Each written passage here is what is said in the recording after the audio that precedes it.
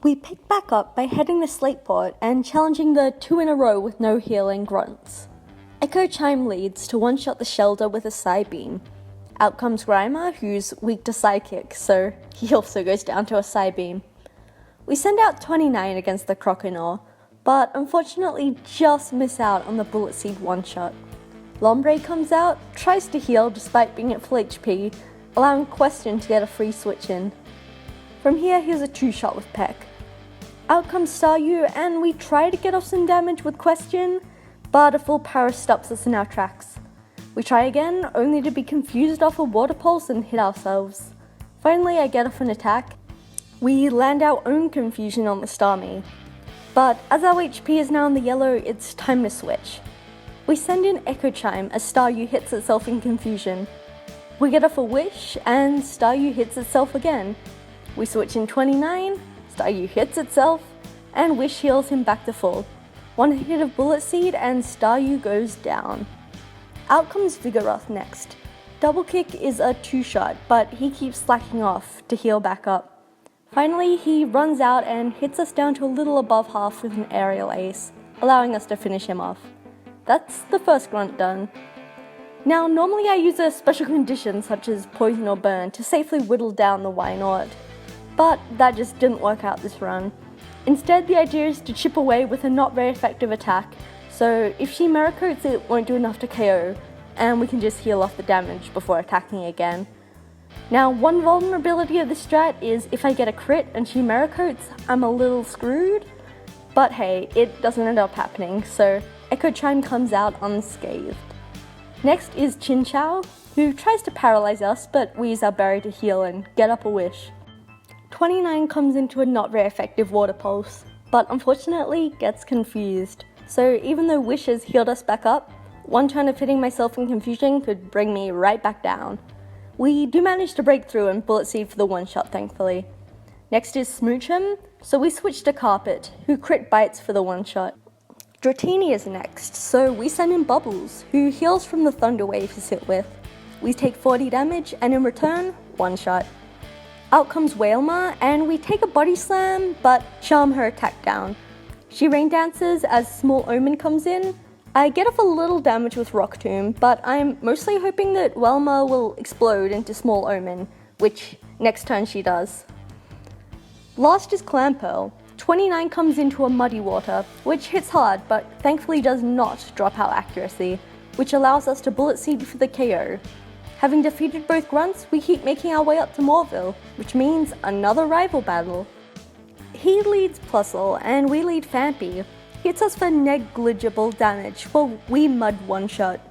Nidorino is next, so Echo Chime comes in to take a Water Pulse. Next turn, he brings us to around half with a Sludge Bomb, as we Psybeam him to a sliver of health. Though he was confused, he hits through it to bring us to the yellow as we finish him off. Brendan sends out Pidgeotto, so we switch to Bubbles, taking a Secret Power, though thankfully we're not left with a special condition. He Secret Powers again, this time getting a crit as we Ice Beam him down to the yellow. Marsheep is sent out to finish him off with a Thunder Shock. Barma comes in against Bayleaf, who sends us to sleep. We use our berry to wake up and get off a Fire Punch, but he sends us right back to sleep. Next turn he heals up, and we thankfully only sleep for a single turn, letting us Fire Punch him down to the red, then KO him with another next turn. Wartortle is next, who Water Pulses our switched in Carpet. It's a classic case of neither of us can do much damage to the other situation, but we ultimately do slightly more, meaning we come out on top. Finally, the Combusken. I expect a super effective Rock Slide, so I switch into Panthy, but he bulks up instead. Thankfully, he gets greedy though, going for another bulk up and letting us get off a Mud Shot for half HP.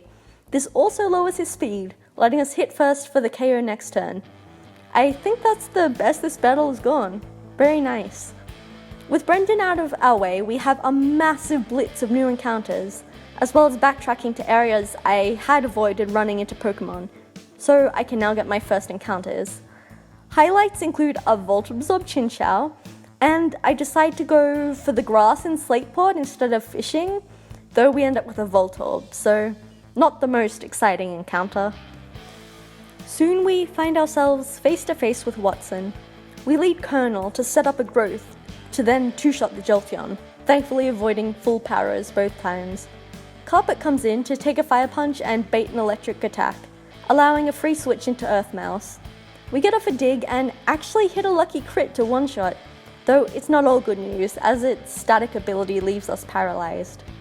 He sends out this cutie, so anticipating a surf we send Carpet in to take it and once again bait an electric attack, allowing Lanternfish to get a free switch in. We exchange special conditions to use up each other's berries. Then we switch Marsheepin, who uses her berry to heal off the paralysis, and then Thunder Waves to get one off on Raichu as he surfs us. He soon paralyzes us, and it's a battle of breaking through the full paras, of which he gets luckier than I, so with him slightly under half we switch out, bringing in Carpet to get the free switch into Lanternfish, who gets a KO in exchange for a paralysis. 4 down, 2 to go, starting with Electabuzz. We burn his berry with a Confuse Ray, as he barely damages us with a Fire Punch. Another Fire Punch, and we get off a Confusion. From here, we are super lucky, not gonna lie.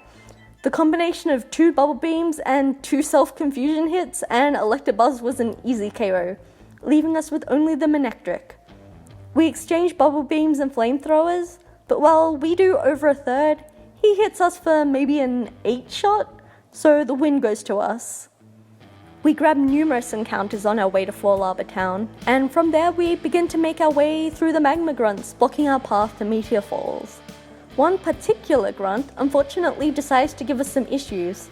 It starts out fine, with Will-O-Wisp safely wearing down Wobbuffet, but against Venusaur I make a mistake. I meant to pivot before switching, but I speed through and end up switching directly to Question. Then I panic, and as a result we lose Barma, though he does get Venusaur to the red.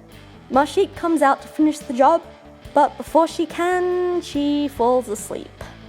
So I send in Bubbles to finish him off, but before he can, another sleep powder, and we're having a snooze. Plus, a combination of Giga Drain and the held Shell Bell means that Venusaur is healing up.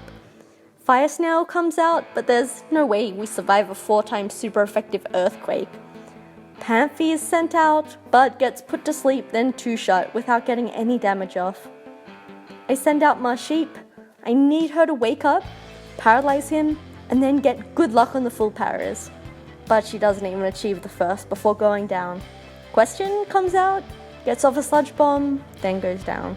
We only have Bubbles left, but not for long. Ugh. In hindsight, as soon as I made the mistaken switch, I should have just Sludge Bombed for the damage and let Nidoking be KO'd. That would give me a free switch into Barma to finish him off. I didn't do that though, so see you next attempt.